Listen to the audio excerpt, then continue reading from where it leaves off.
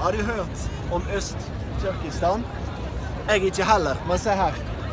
Dette kjent som Kina, men dette egentlig ikke Kina. Dette Øst-Turkestan.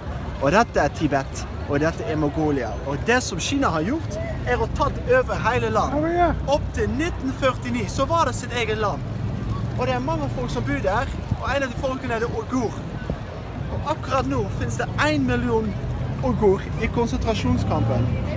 Og min venn her, Abdurrahim, han vet ikke hvor sine foreldrene Lever de? De døde? Sitter de i en konsentrasjonskamp? Han vet ikke det.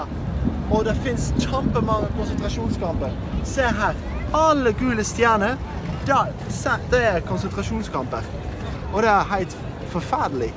Og disse 6 personer en av de million mennesker som i sånn konsentrasjonskamp. Du vet nå da. Skal du dele nyheten videre?